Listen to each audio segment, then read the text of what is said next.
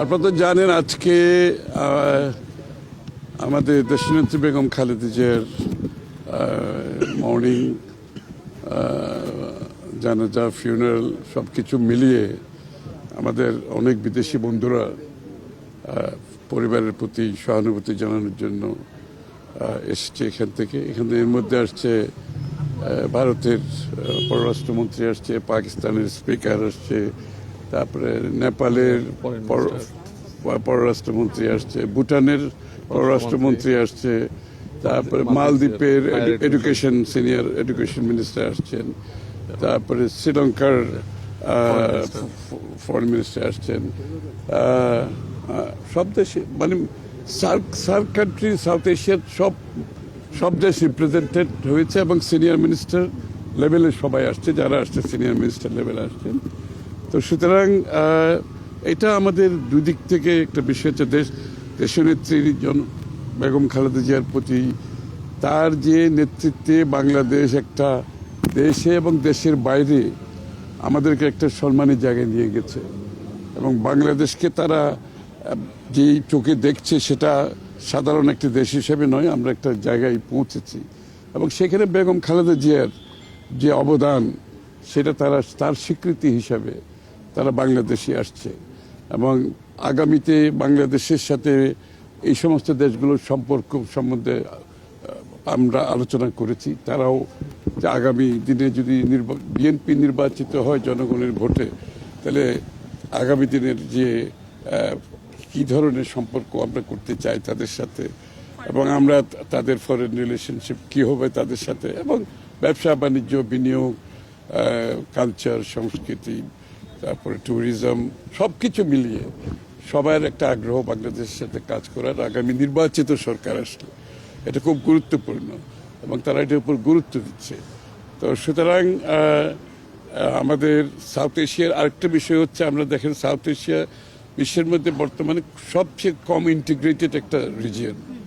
তো এই ইন্টিগ্রেশনটা আমরা কিভাবে করতে পারি আগামী দিনে?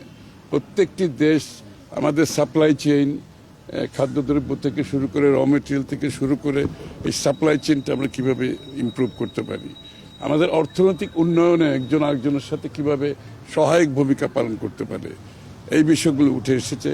আমাদের কূটনৈতিক সম্পর্ক কি হবে এই অঞ্চলের, সার্কের বিষয়টা, যেহেতু সার্ক কান্ট্রি সবাই আসছে এখানে, আপনারা দেখেছেন যে সাউথ এশিয়ান সবাই আসছে, সুতরাং সার্কের ব্যাপারে একটা ইন্টারেস্ট আছে সবার। তা আগামী দিনের সার্কের ভবিষ্যৎ নিয়ে আলোচনা হয়েছে। সার্বিকভাবে সাউথ এশিয়ান ইন্টিগ্রেশনটা আমাদের সামনে উঠে এসেছে, আলোচনায় চলে এসছে।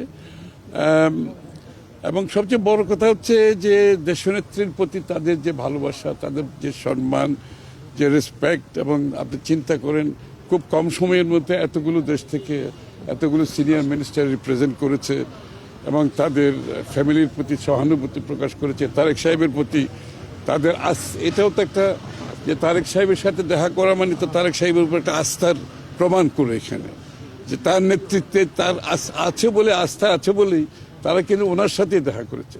এটা কোনো সরকারি ভিজিট নয়, কিন্তু ওনার পরিবারের জন্য এই ভিজিট, ওনার সাথে দেখা করার জন্য ওনারা আসছে, ওনার সাথে ওনারা দেখা করেছেন, কথা বলেছেন। সো দিস ইজ বাংলাদেশের ইতিহাসে এটা একটা বড় ধরনের একটা এক্সাম্পল আমরা দেখেছি, যে আসলে নেতৃত্ব সৎ হলে, সাহসী হলে, গণতান্ত্রিক হলে, দেশের প্রতি ভালোবাসা থাকলে যে কত বড় একটা পরিবর্তন একটা দেশে হতে পারে, সেটার প্রমাণ আমরা দেখেছি দেশনেত্রী তিরোধানের মাধ্যমে। এবং তার প্রতি এই অঞ্চলের সমস্ত দেশগুলির সম্মান, সারা বিশ্বের যে সম্মান দেখিয়েছে, এটা কিন্তু আমাদের বাংলাদেশের জন্য আমাদেরকে এখন যেটা আমাদের উপর দায়িত্ব হচ্ছে, এটাকে ধরে রাখতে হবে। এবং তারেক রহমান সাহেবের নেতৃত্বে আমরা কীভাবে এটা ধরে রাখবো আগামী দিনে, এটা চ্যালেঞ্জ।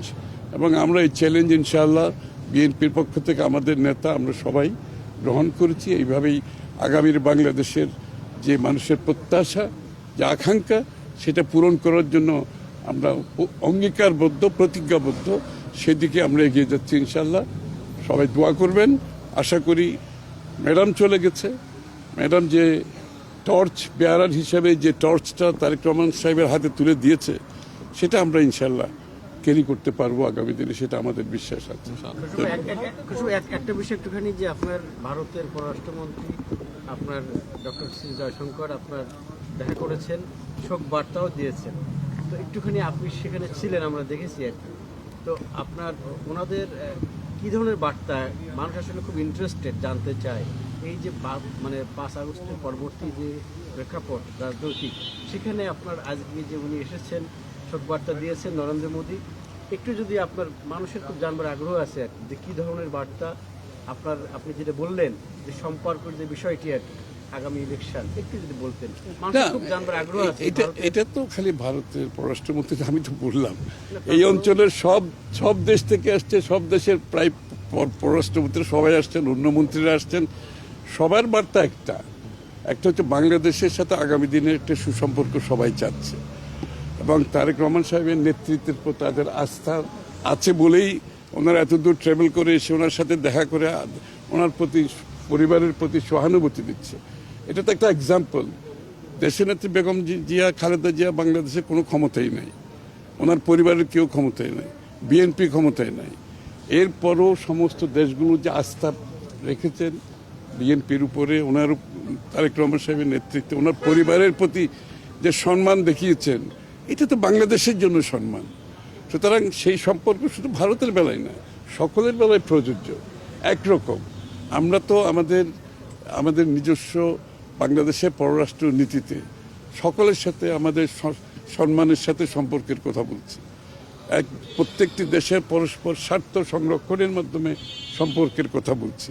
সুতরাং এর বাইরে তো কোনো দেশের সাথে হবে না, সবার সাথে একইভাবে আমরা একভাবে আমাদের আগামী দিনের পররাষ্ট্রনীতি পরিচালনা করব।